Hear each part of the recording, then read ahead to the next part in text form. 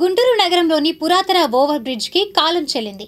దాని స్థానే కొత్త బ్రిడ్జ్ను నిర్మిస్తున్నారు. ఈ మేరకు శనివారం నుండి కూల్చివేత పనులు ఆరంభమయ్యాయి. వీక్షిద్దాం ప్రత్యేక కథనం.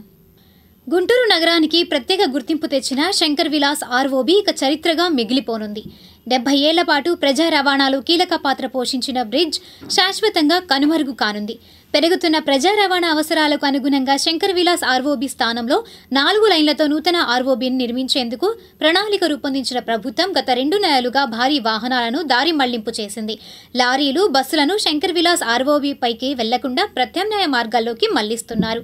ఈ విధంగా గత నెల రోజులకు పైబడి బ్రిడ్జిపై బైక్లు, కార్లు, ఆటోలు మినహా ఇతర వాహనాల రాకపోకలు నిలిచిపోయాయి. 2 వైపులా పిల్లర్ల నిర్మాణాలు చేపట్టడంతో ద్విచక్ర వాహనాలు, కార్లు, ఆటోల రాకపోకలు సాగిస్తుండగా నిర్మాణ పనుల్లో భాగంగా శనివారం నుంచి అన్ని వాహనాల రాకపోకలను పూర్తిగా నిలిపివేస్తున్నట్లు జిల్లా కలెక్టర్ ఎస్పీ ప్రకటించారు. దీంతో ఇక శంకర్ విలాస్ ఆర్ఓబి కనుమరుగు కానుంది.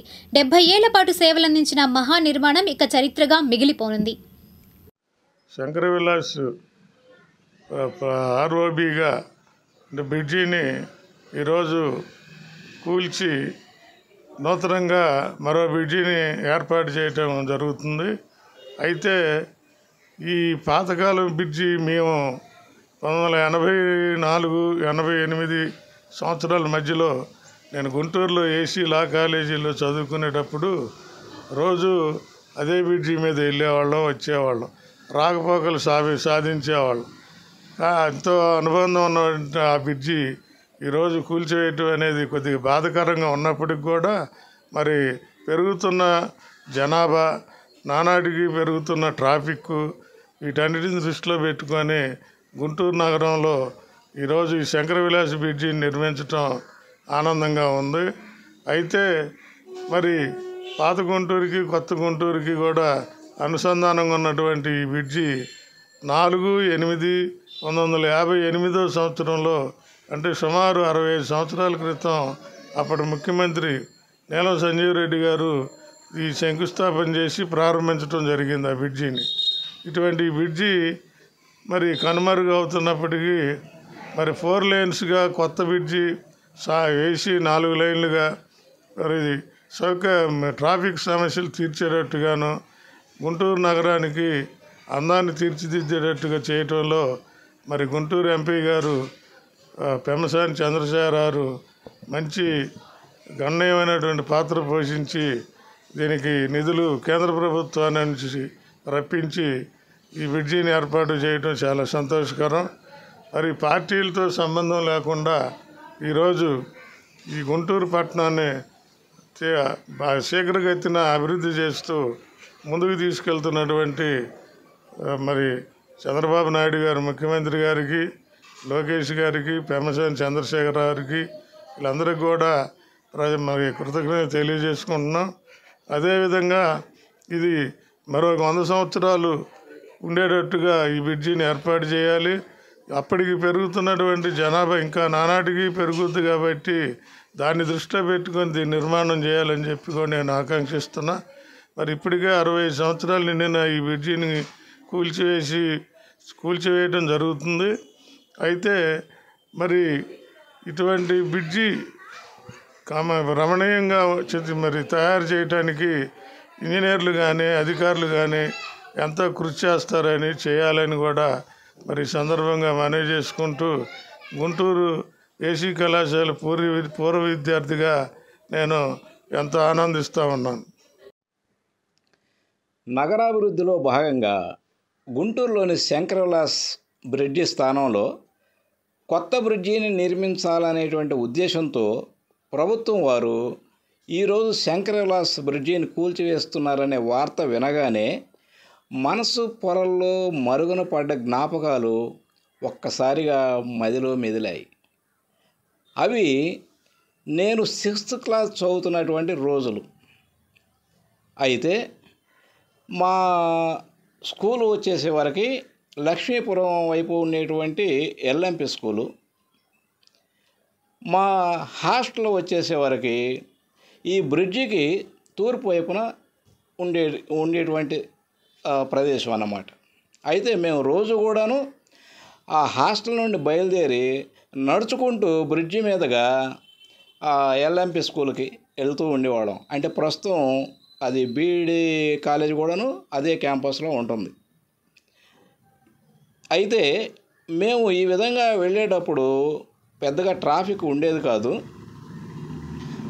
బ్రిడ్జికి కుడివైపున శేష్ మహల్, రంగమహల్, అలాగే విశాలాంధ్ర బుక్ హౌస్ ఉండేది.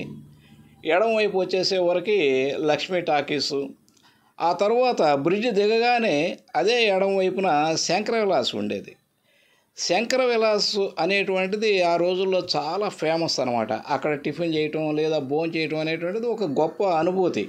ఈరోజు కూడాను అది ఎంత ఫేమస్ అంటే అది శంకర విలాస్ అనేటువంటిది ఇక గుంటూరుగా అది ఒక పెద్ద మొగటు అనమాట. శంకర విలాస్ అనగానే గుంటూరు, గుంటూరు అనగానే శంకర విలాసు, అంత ఫేమస్ అనమాట ఆ రోజుల్లో. అలాగే ఇక నడుచుకుంటూ తాలూకు దాటుకుంటూ మెల్లగా ఎల్ఎంపి స్కూల్కి వెళ్ళేసేసి అక్కడ చదువుకునేవాళ్ళము. అయితే ఇది 1960 నాటి కాలం నాటి బ్రిడ్జి ఇది. ఆ బ్రిడ్జి పాతబడిపోవటము, రోజుకి సుమారు 80,000 వాహనాలు ఆ బ్రిడ్జి మీదుగా వెళుతూ ఉన్నాయి. మరి అలాగే సుమారు గుంటూరు నగరంలో ఒక 30,000 ఆటోలు, ఒక 1000 స్కూల్ బస్సుల వరకు ఉన్నాయి. ఈ బ్రిడ్జి కొత్త బ్రిడ్జిని కట్టడం అనేటువంటి చాలా సంతోషం. మరి ఈ కొత్త బ్రిడ్జి కూడాను ప్రజలకు ఉపయోగకరంగా ఉండి అటు పాత గుంటూరు, కొత్త గుంటూరుకి మధ్య వారధిలాగా ఉపయోగపడి నగరాభివృద్ధిలో కీలక పాత్ర పోషిస్తుందని చెప్పేసి నేను ఆశిస్తున్నాను. గుంటూరు తూర్పు, పశ్చిమ నియోజకవర్గాలకు అనుసంధానంగా ఉన్న శంకర్ విలాస్ బ్రిడ్జ్ ఒక ప్రత్యేకత సంతరించుకుంది. గుంటూరు నగరంలో ముఖ్యమైన కూడలిగా మారడంతో పాటు 10 లక్షలకు పైగా జనాభా ఉన్న గుంటూరు నగరంలో ప్రతి ఒక్కరూ రోజులో ఒక్కసారి ఖచ్చితంగా తలుచుకునే అత్యంత కీలకమైన ప్రాంతంగా మారింది. విద్యార్థులు, కార్మికులు, ఉద్యోగస్తులు, వ్యాపారుల నిత్య జీవితంలో అంతర్భాగమై సేవలు అందించిన శంకర్ విలాస్ నగర ప్రజల జీవితాల్లో ఒక భాగమైంది. 1971లో గుంటూరు హిందూ కాలేజీలో బీకామ్ చేరాను. అప్పటి నుంచి నాకు గుంటూరుకి చాలా సంబంధం ఉంది. కాలేజీ రోజుల్లో పొద్దున్నే క్లాసులు ఉన్నప్పుడు స్టేషన్లో పట్టాలు దాటి వచ్చేసి ఆనంద భవన్లో టిఫిన్ చేసేవాళ్ళం. ఆ టిఫిన్ చేసిన తర్వాత బ్రిడ్జి మీద నుంచి నడిచి హిందూ కాలేజీకి వెళ్ళటం అనేది ఒక బ్యాచీగా, గ్రూప్గా వెళ్తుండేవాళ్ళం. అలాగే ఏ పని ఉన్నా కూడా శంకర విలాస్ సెంటర్కి వచ్చి శంకర విలాస్లో టిఫిన్ చేయటమో, కాఫీ తాగటమో చేసేవాళ్ళం. ఏ హిందూ కాలేజీ వైపు నుంచి అంటే కలెక్టరేట్ వైపు నుంచి అరండల్పేట, బ్రాడీపేట రావాలంటే శంకర విలాస్ బ్రిడ్జ్ అనేది తప్పనిసరి. ఆ బ్రిడ్జి మీద అప్పట్లోనే ఎంతో ట్రాఫిక్ ఉండేది, ఇప్పుడు మరింత పెరిగింది. ఆ సందర్భంలో ఆ బ్రిడ్జి తీసేసి మళ్ళా కొత్త బ్రిడ్జి చాలా పెద్దది వేయబోతున్నారు అనే విషయం ఒక రకంగా సంతోషం కలిగిస్తూ ఉంటే, మరో రకంగా పాత జ్ఞాపకాలు ఇవాళ నుంచి తుడుచుకు పెట్టుకుపోతున్నాయనేటువంటి బాధ కూడా ఉందన్నమాట. అలాగూ శంకర విలాస్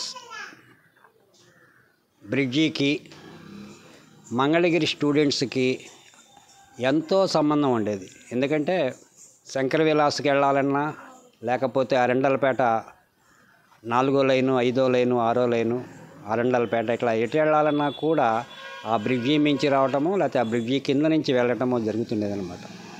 అలాంటి బ్రిడ్జితో ఎన్నో రకమైనటువంటి యువకులుగా ఉన్న రోజుల్లో ఉన్నటువంటి సంబంధం ఇవాళకి కూడా గుర్తొస్తూనే ఉంటుంది.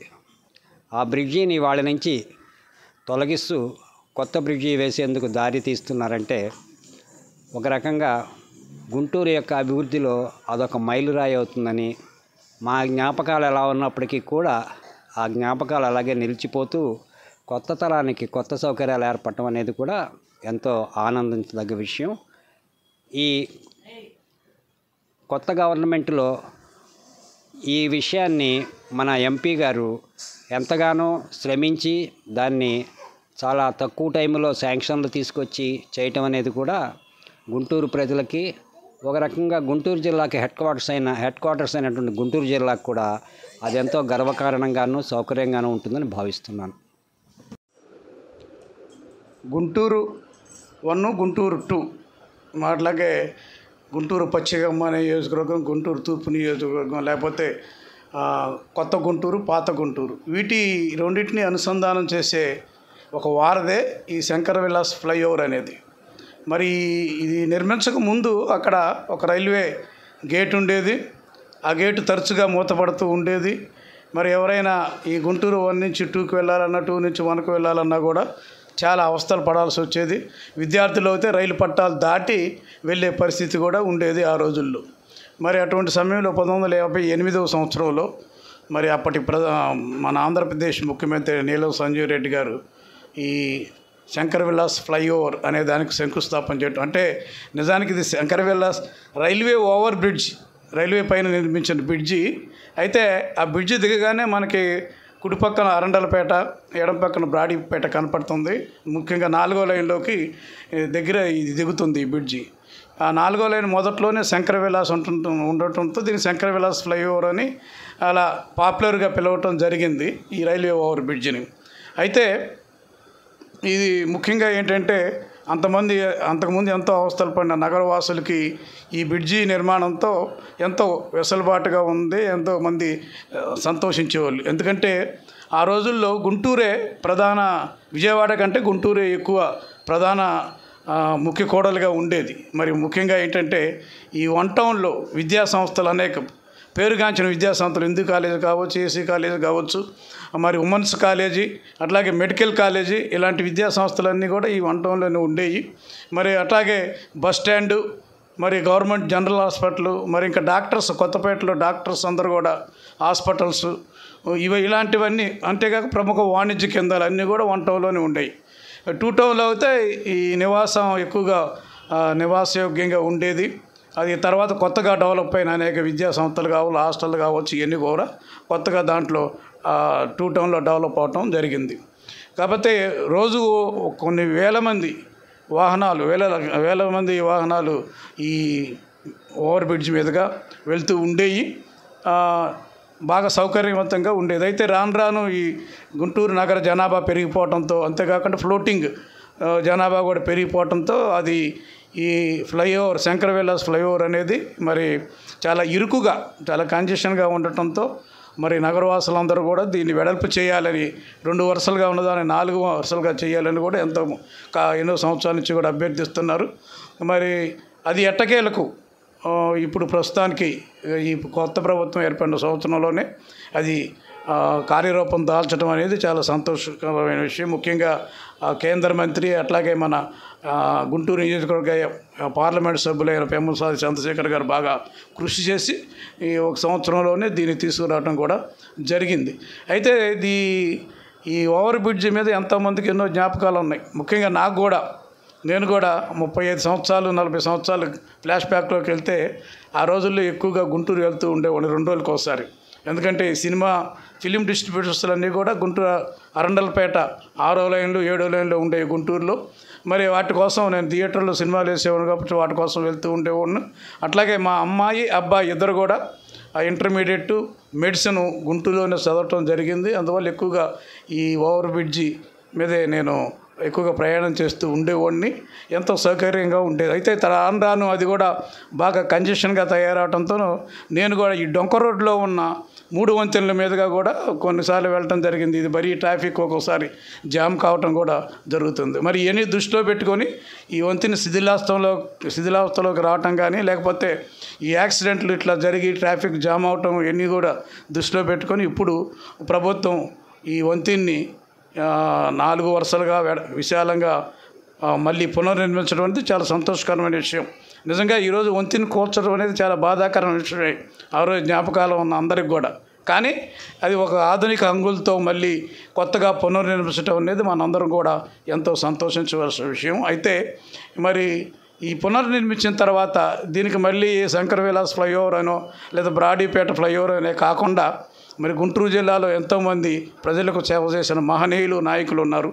వారిలో ఒకరి పేరుని ఈ ఫ్లైఓవర్కి పెట్టే విధంగా ప్రభుత్వం ఒక నిర్ణయం తీసుకోవటం అనేది సమంజసంగా ఉంటుందని ఈ సందర్భంగా నా అభిప్రాయం.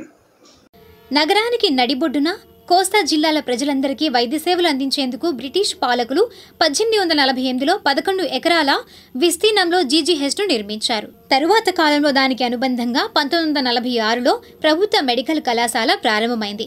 నిత్యం ప్రభుత్వ వైద్యశాలకు వెళ్లే ప్రజలు ఇప్పటి బ్రిడ్జి స్థానంలో ఉన్న రైల్వే గేటు వల్ల ప్రాణాలు కోల్పోయే పరిస్థితి నెలకొనడంతో దీనిని గమనించిన స్వాతంత్ర సమర యోధుడు నాటి మున్సిపల్ చైర్పర్సన్ నడింపల్లి నరసింహారావు ప్రభుత్వంపై ఒత్తిడి తెచ్చి 1958లో శంకర్ విలాస్ బ్రిడ్జి నిర్మించారు. తద్వారా ప్రజల ఇక్కట్లను తొలగించి ప్రజల హృదయాల్లో చిరస్థాయిగా నిలిచిపోయారు. చాలాసార్లు అటు ప్రయాణం చేయడం జరిగేది. హిందూ కాలేజీ నుంచి కానీ, మార్కెట్ సెంటర్ నుంచి కానీ, అటు హరిహర్ మహల్ వైపు వెళ్ళడానికి కానీ, అలాగే మెడికల్ కాలేజీకి వెళ్ళేటప్పుడు అండర్ బ్రిడ్జ్ కింద గవర్నమెంట్ హాస్పిటల్ నుంచి మెడికల్ కాలేజీకి వెళ్ళేప్పుడు కానీ అటు నుంచి వెళ్తుండేవాడు. ఇది చాలా ప్లెజెంట్గా ఉండేది. దాదాపుగా అదొక్కటే బ్రిడ్జి ఉండేది గుంటూరులో. తర్వాత మా ఆర్టీసీ బస్ స్టాండ్ నుంచి విజయవాడ వెళ్ళడానికి ఫ్లైఓవర్ కట్టారు. తర్వాత దాంట్లో అక్కడ శంకరులా సెంటర్ అనేది చాలా ఫేమస్. ఆ శంకరులా సెంటర్ దగ్గర టిఫిన్స్, భోజనాలు కానీ అవన్నీ చాలా బాగుండేవి.